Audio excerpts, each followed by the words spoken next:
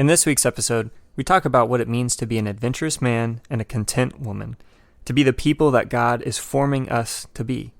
Our hope is that as God shapes who you are, He will lead you to become better husbands, better wives, moms, and dads. So, thank you guys for listening.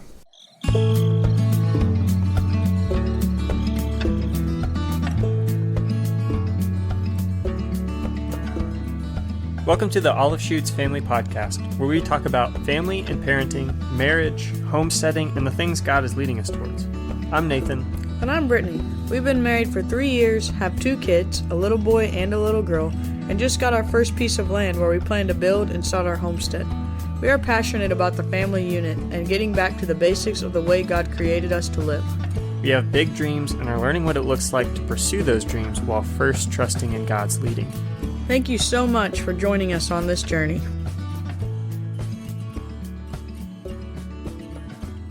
So for this episode, we're kind of taking a break from our main topic of family and parenting and just kind of talking about men and women in general. It doesn't necessarily only apply to being married or having a family. And this title kind of sounds a little funny maybe to you, Adventurous Men and Content Women, but we were kind of just, honestly, Nathan was kind of like wanting to talk about just adventurous men and what that means, and then I was like, well, it needs to be adventurous men and something women, so it's like, what, and nothing sounded good, so we're just going with what I honestly think is just a big struggle with women in general to just be content. So we're not going for the cool title. We're going for the... I think it's a cool title. And then as we were talking about it, it actually does go together more than we even thought in the first place. So, and I also think, even though this isn't specifically directed towards parenting and family, that the things that we're going to be talking about do directly influence your families and the way that you parent. Because if you parent out of these things, out of these ideals, then it leads you to maybe a healthier way of leading your family and a healthier way of even your relationship with God. And so I think it benefits us even outside of just specifically what we're talking about. Yeah, it just can also apply to other walks of life, whereas several of our podcasts definitely don't really apply to other walks of life. Yeah. So what do you mean by adventurous men? Yeah, I think when you look across the biblical story, and I think most of the time when we look at men from the Bible, most of the guys that we talk about come from the Old Testament. With the exceptions of Jesus and the disciples and Paul, right? So we have 14 guys and really 13 that we only look up to. But we don't really look up to Judas. Oh, yeah. Okay. But a lot of these men from the Bible that we look towards for like these great stories, Abraham, Moses, David, Elijah, Elisha, Jacob, all these guys who have these amazing stories in the Bible. They all happen because they begin some kind of adventure. There's some kind of moment in their life where God sets them on a path that they were not expecting to take, or it was way outside of what they were used to or comfortable with. And that sets them on this way of thinking and this path to pursue not necessarily what they think God wants them to do, but it's pursuing something so outside of what they're familiar with because they're trusting in what God has for them, and so they're actually led down this adventure to seek who God is forming them to be. And so that's what I mean by adventurous men, that we're not necessarily like some thrill seeker junkie that like, go skydiving one weekend, whitewater rafting the next weekend, and then off-grid backpacking for 2 months. One of those things sounds fun to me. Maybe two, but that's not what I mean. To be an adventurous man is to have something that is driving you forward, that is maybe outside of what you're familiar with, outside of your comfort zone, and leads you to become a better man, leads you to be driven to get out and do things that form you into the man God is wanting you to become. Yeah.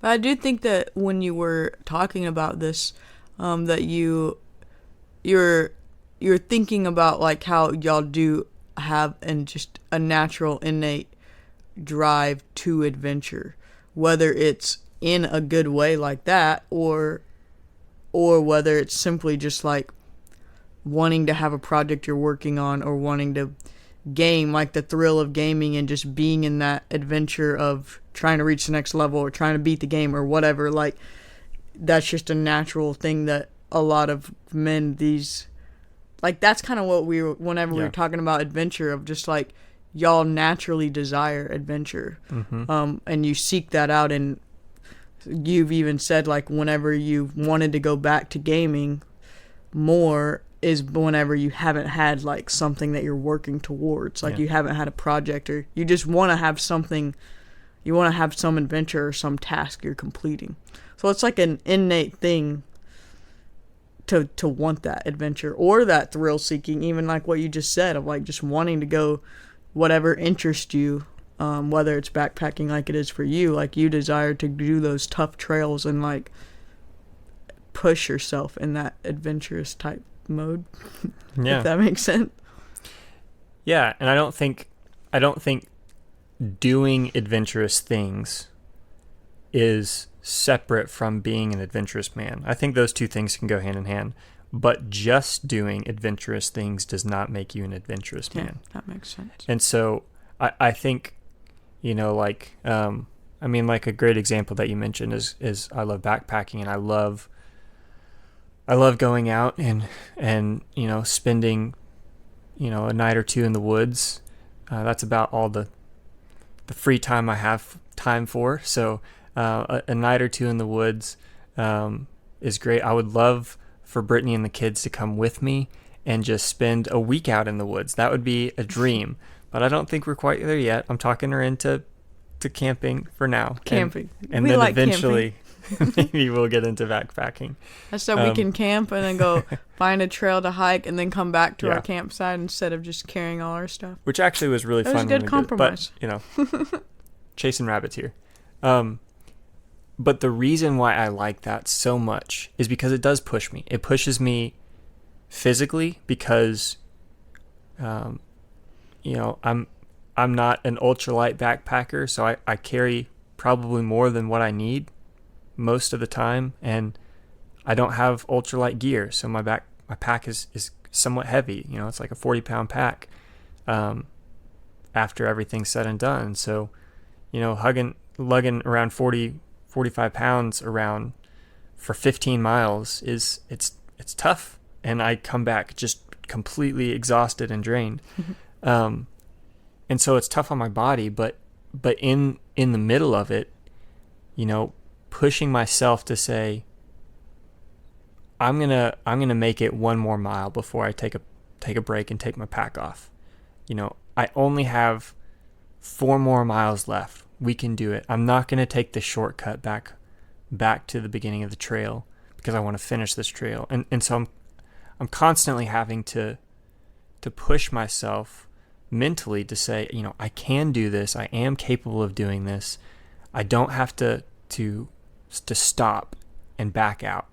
And I force myself to do that. So that, after those backpacking experiences, like I'm more easily able to do that in my day-to-day life, of pursue past, mentally that mental block of like, yeah, I can do this, or this isn't this isn't as difficult as I thought it would be, that I can move forward in, whatever is in front of me because I challenged myself, because I went on an adventure. I began shaping my mind around that. Does that make sense? Yeah.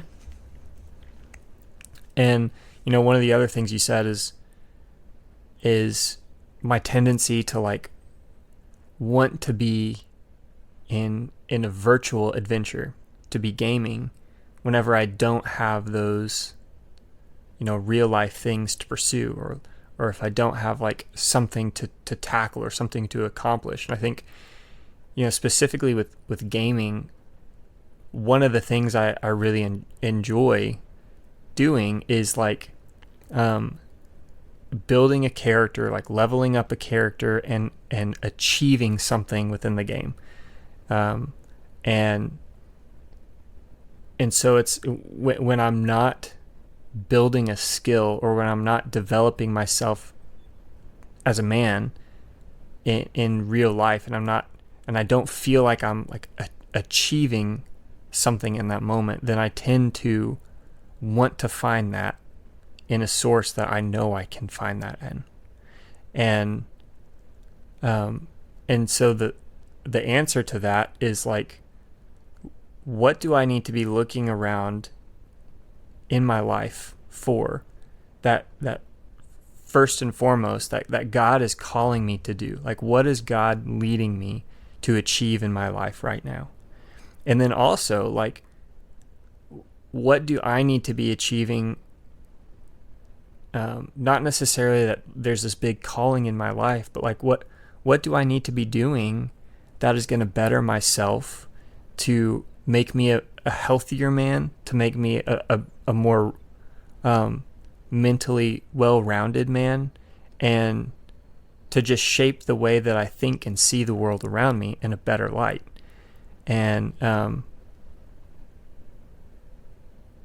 I think doing that, challenging yourself in the same way that backpacking challenges me, forces me to take those same principles from gaming that I like, of leveling up a character and achieving things, and it brings it into the real world, where I don't have to seek that in a video game to find those things, but like I find accomplishment in pursuing a difficult backpacking trail and making it, and pushing myself past what I think I can do in the moment, pursuing hard things for the sake of hard things, because I know they will develop me.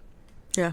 And even just like you said, like learning skills, or like it doesn't necessarily have to be something that you're overly passionate about. You might not know that you're passionate about it, but just like an interest. Sure. Like, I mean, sometimes you get into like building wood like projects, or just wanting to learn something that you don't know if you're going to enjoy it or not, kind of thing. And yeah, I definitely notice a difference when you have a project, something you're working towards, versus when you don't have anything. And I know that your like mind spins more when you don't have that you're working towards at the moment, versus when you do, if that makes sense. Like it's like you're less, and like you'll even tell me, I'm like, what are you thinking about? I don't know, I just feel like I need to be doing something.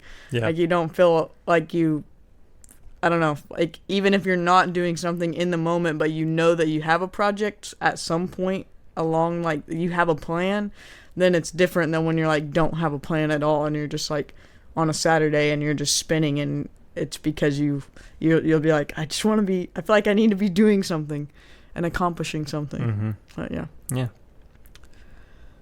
And then we were talking about, or I was just thinking about, just I guess kind of in the same sense for women. Like I was just spinning and like, what is that? And then my mind just kept going to like, I don't know, I think my mind's been going to content a lot, and like what that means. And then honestly just battling it, because in the world we live in, I think so often you hear like you shouldn't be content. Like you shouldn't just settle and just not do anything and be stagnant. Like so often I think we kind of like put those two things together. Like being content is a bad thing because it means you're not striving to be better, or you're not like trying to whether it's like excelling in your career or just like being a better, like it almost is like a negative word. Like if you're just content, then you're not going to get better. Like in sports often, like you can't be content. You need to be working harder. You need to practice more so that you can get better. You can't just be content with where you're at, you know? Like I think that's a mindset that I got in us from sports, honestly. And I agree with it. It makes sense. If you want to get better, you can't just be content with where you're at. You know? Like, does that make sense? Yeah, and I think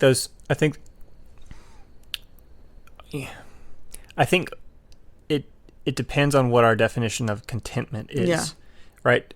To settle is not to be content. Oh, yeah. To be complacent is not to be content. Yeah, for sure. But I think we oftentimes put that word with it. Yeah. And so, like, biblically, it's like Paul says, you know, he learned what it meant to be content. And, like, content is something we are called to be.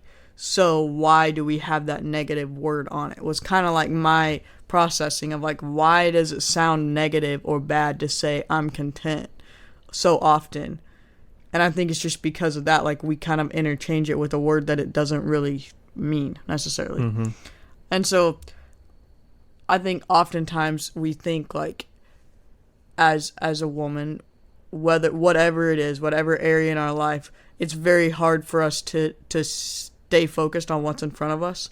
Like, we're constantly like, I would be more content or I would be happier if I had a cooler car, or if I had more kids, or if I had less kids, or if my kids behaved better, or if they slept better, or whatever. We just fill in the blank. If I was married, or if I wasn't married. Like, there's constantly that, not that I've ever said that, but that's just things that, like, I think women, I definitely have never thought that I want to not be married. I gave her a look. That's why she's saying that. Yeah, but I think that we oftentimes fill in that word. Like, if I only had, or if this only was the case, then I would be content. Or sometimes we say, then I would be happy. Mm-hmm. And so we're putting our contentment, when we say that, we're putting our contentment based on the circumstances around us, or based on the people around us. And that's not where we find contentment. We can't put our contentment, I can't put whether I'm content on how my kids, or even how our relationship is that day, or how we communicate that day, or how the weather is. I think that's something that I struggle with, is when it's rainy and yucky, then I'm just down. But if we're not satisfied, something I think we've heard a lot, and maybe I heard this again recently, but, like, if you're not satisfied with what you have right now, then you're never going to be satisfied with what you do have. And that is hard to, like, wrap your head around, because we think if we just had that thing, like, if I just had whatever I just filled in the blank with, or whatever you've filled in the blank before, then you're going to be content. But the reality is, if we can't be content with where we're at, why do we think that we're going to be content if we had that one extra thing? Yeah. Or if the weather was perfect, or whatever it is, you know? And so, I don't know, in Philippians, Paul is talking about, I mean, that's the letter he's writing, and he's in prison, and he says in Philippians 4, he says, did I say First Philippians a second ago?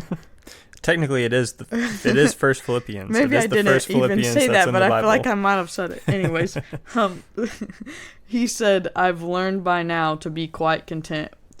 This is the Message version. I've learned by now to be quite content, whatever my circumstances.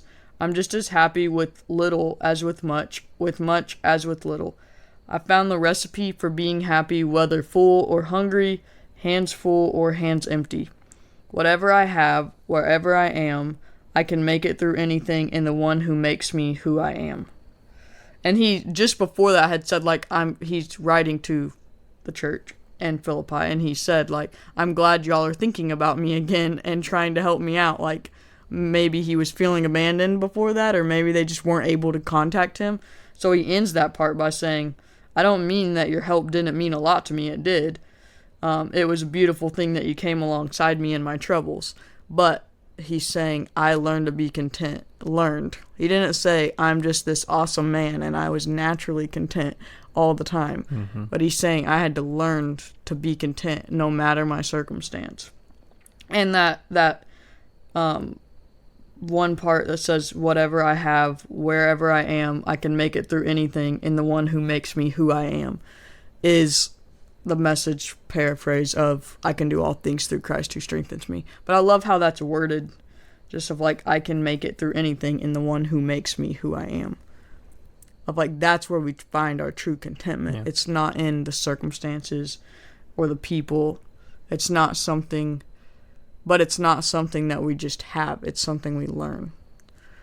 And I definitely do not have this figured out, but it's been a word that's been, I think, like, whenever we thought of, I wouldn't say I have a dedicated, like, word of the year, but I definitely have that thought every time around at the beginning of the year, where I just come like, what's that word, that I want to focus on or that I want to strive, and that was kind of the word that came to me at the beginning of the year, and I haven't really dug it out or done that much with it, but it just keeps coming back of something that I think I need to learn and be better at, and just figuring out what that means. Yeah. Well, and I think at the beginning of what you were saying, talking about like that sport aspect of contentment, of just like settling with where you're at, not working harder because you're content with your position on the bench. And as an athlete, that's not the mindset you need to have. Yeah. As an athlete, it's like I want to be spot number one. I want to work as hard as I can to be number one on the team. And you coach for a while, and I think from a coaching perspective, you would probably agree with me. Like, if every single one of your players had that perspective, your team would be 100 times better.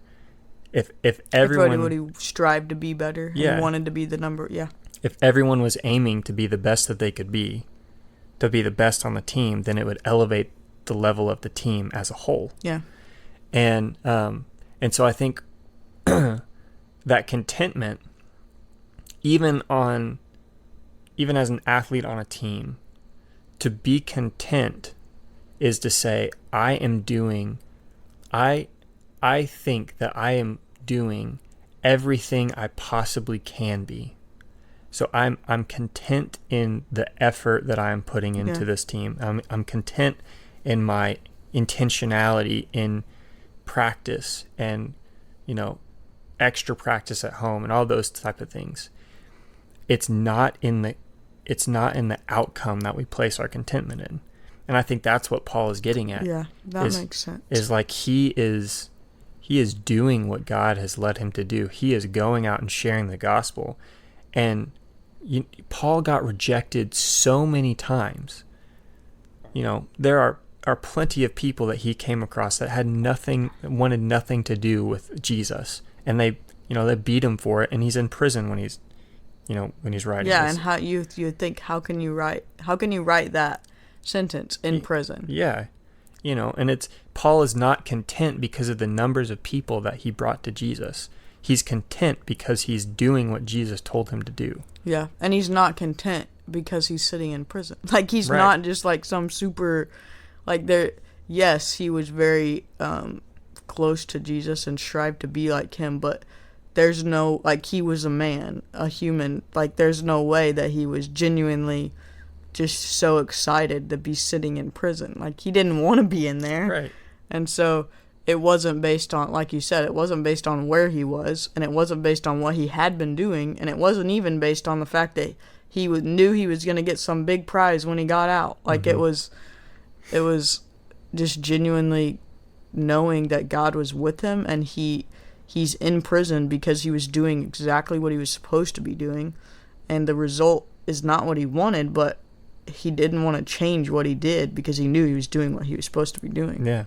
So I think that's kind of like, and just in our life as women, knowing that it's hard to stay focused in what we're called to do, what we feel called to do in the moment, because it's constantly like looking at what they're doing, or looking at what they drive, or looking at how their kids are, or looking at how much they get to be home, or how much, just like whatever it is that you feel like you're supposed to be doing. If that's what you're supposed to be doing, then we shouldn't be comparing or feeling discontentment because of everything else going on around us, or even because of the result of the choices that we are making. Like, if that's what we feel like we're supposed to be doing. Yeah. It's just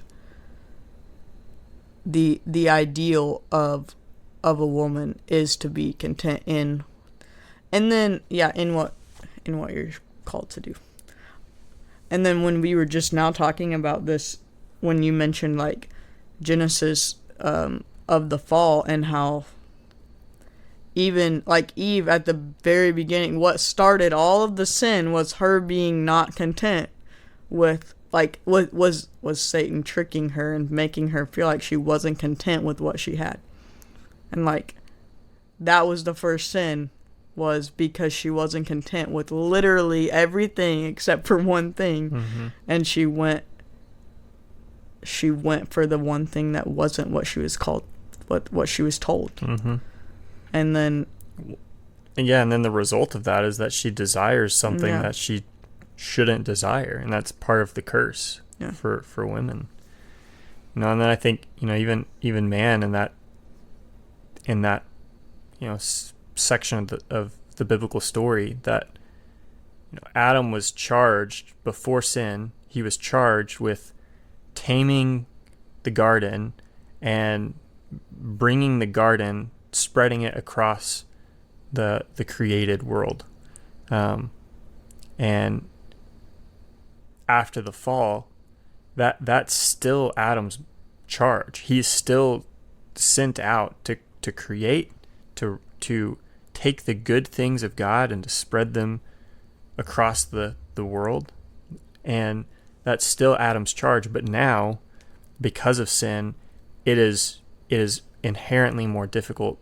It's hard work, with hard work and labor, with thorns and thistles, and that's part of Adam's curse, and so it becomes more dangerous, and it becomes harder, and so I honestly think, as we've been talking about this, I think that adventurous men and content women are actually more connected than maybe we thought at first, where for even for men, like to be content, like the man who wrote the passages you just read was man. Right? So to be content is not a woman something thing, that's unique to women. And for you mentioned women, we think about, we compare ourselves with, well, I want to drive this car, and it's like, well, that's every guy out there, like, who wants a cool car or a cool truck, or cool tools, or just desiring the next thing, or a new TV, or new whatever it is. That's everyone. And so and I think to fight against discontentment is to see yourself as a part of the person that God is forming. In other words, the adventure or the story that God is creating in your life, viewing it as the process and not the end result that we find contentment in. And so, as we look towards adventure, it's not, I think specifically for men, it is more of that, like, doing adventure helps us to refine ourselves to be adventurous. Does that make sense? But I think that maybe looks differently for women. But when we see our lives as a part of God's story and how he is shaping our lives, then the contentment doesn't come out of, well, I really like this part of my story right now, so now I'm happy. But when I get to a chapter that's maybe not my favorite, I'm not content anymore. It's about, I'm content in all things, just like Paul writes about, because what I'm doing right now is forming me, is a part of the process of forming me into who God is creating me to be, and a part of what he is leading me to be a part of. Does that make sense? Yeah.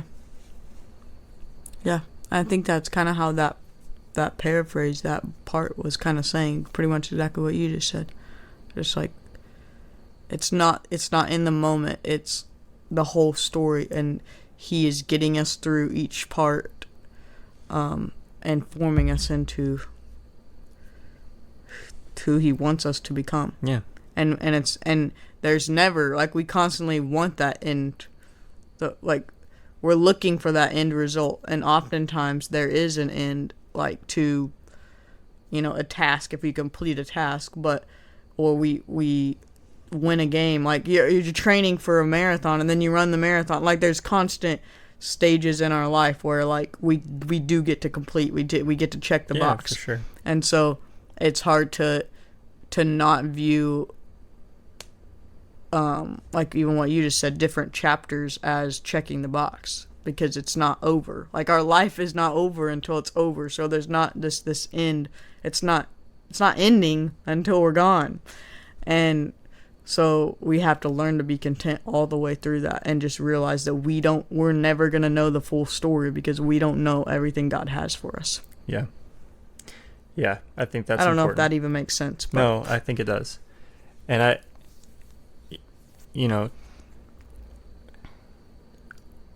I think in those moments where we're struggling to be content, or we're struggling to find the adventure that's ahead of us,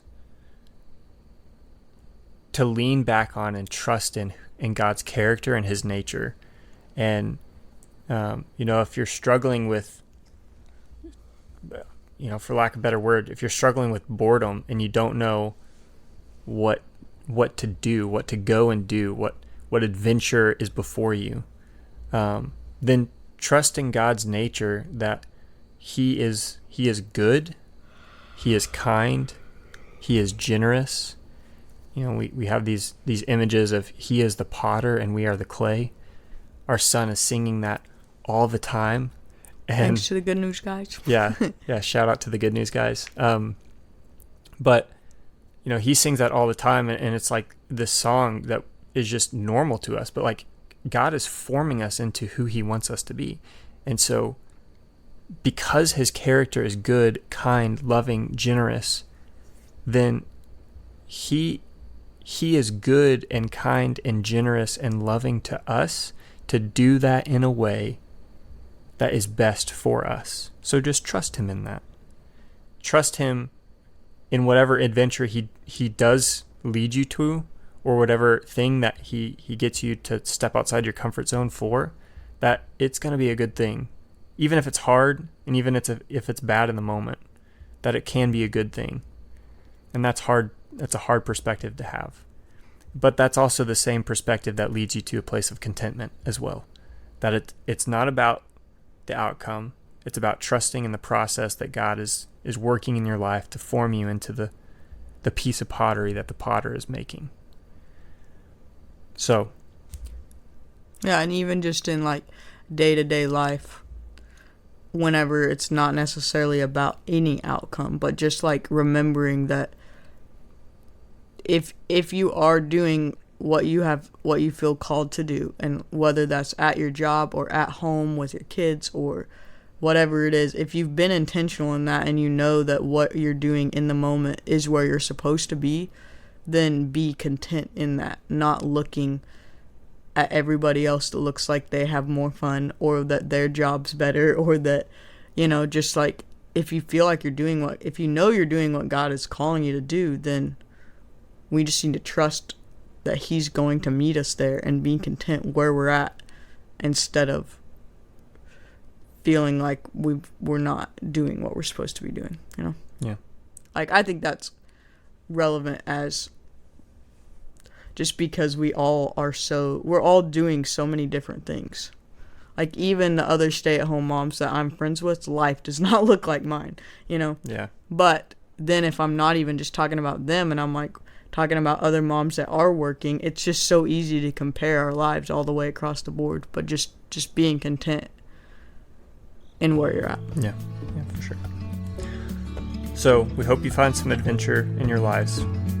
We hope you find contentment in your lives just by seeking Jesus, seeking community with other men and women who can help you along the way, and just pursuing the things that God is forming you and doing in you. So we hope this helps. You guys have a great week.